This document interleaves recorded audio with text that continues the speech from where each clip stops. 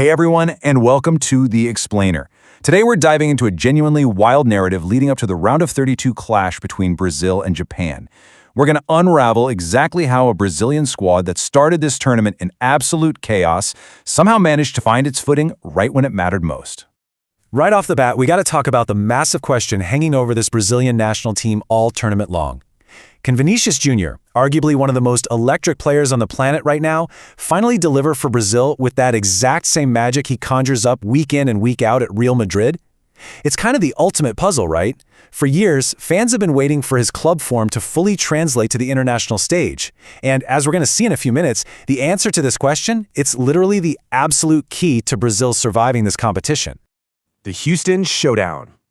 So, picture this. It's Monday in Houston, 1 p.m. Eastern Time, and we've got a classic clash of styles on our hands. On one side, you have Brazil.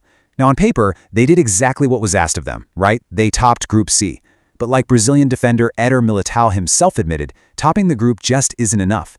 There is still significant room for improvement, and they are aiming much, much higher. Then, on the flip side of the pitch, you've got Japan.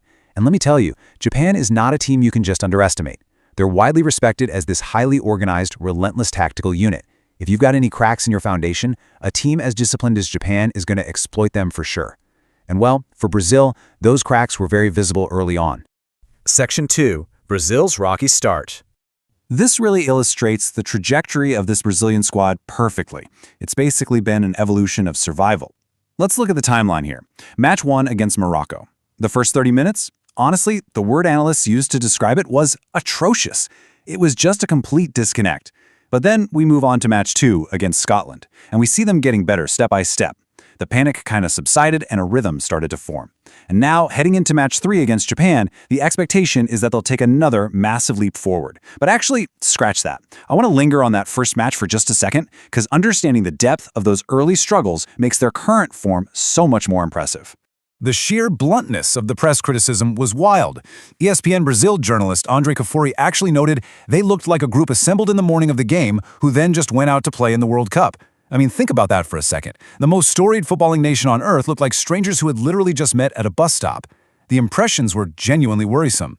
The cohesion was at an absolute zero. It wasn't just a bad game, It was a full-blown identity crisis unfolding on the biggest stage imaginable. Section 3. Ancelotti's mid-tournament masterclass. So, to bridge the gap between that early chaos and their current organized structure, manager Carlo Ancelotti had to pull off something incredibly rare.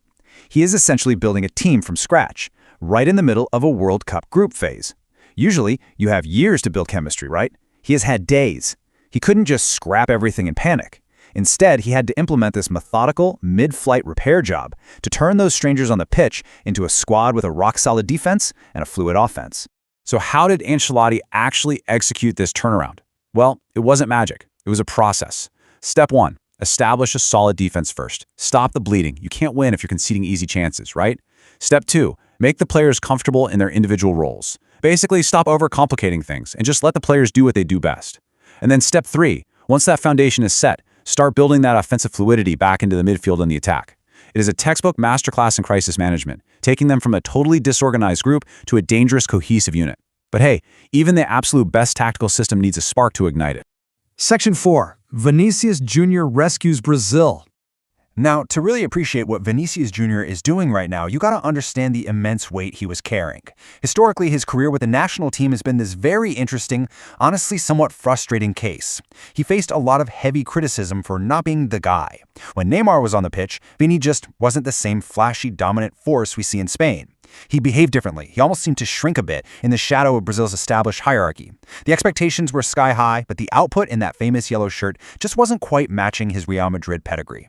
And that context right there is exactly what makes his performance in the Morocco match the turning point of the entire tournament. Because the difficulties in that first half, they were suffocating. The team was drowning. But then, as Andre Cafuri beautifully notes, Vinícius just rescued Brazil with a goal that he scored from nothing. Boom! Out of nowhere, a moment of pure individual brilliance when the tactical system was totally failing. And you guys, the psychological impact of that goal just cannot be overstated. It was like this massive exhale for the entire nation. Since that single moment of magic, it's like a switch flipped. And just look at the results. Vini Jr. is now dominating the pitch exactly how we all knew he could.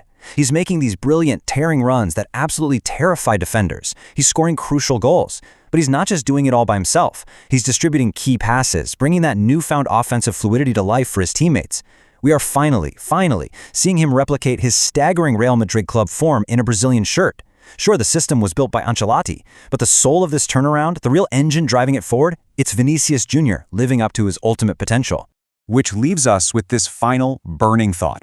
We've got a Brazilian giant that was asleep, nearly stumbled right out of the gates, but has now been fully awakened by a tactical masterclass and a superstar finding his final form. But waiting for them in Houston is a Japanese team whose entire identity is built on structural discipline and exploiting mistakes. So, I leave you with this. Is Japan's relentless organization going to be enough to contain a confident, cohesive Brazil led by a soaring Vinícius Jr.? Or are we about to witness the unstoppable rise of a team destined for the finals? Definitely keep that in mind as you watch the match unfold. Thank you so much for hanging out with me for this explainer. Stay curious and enjoy the beautiful game.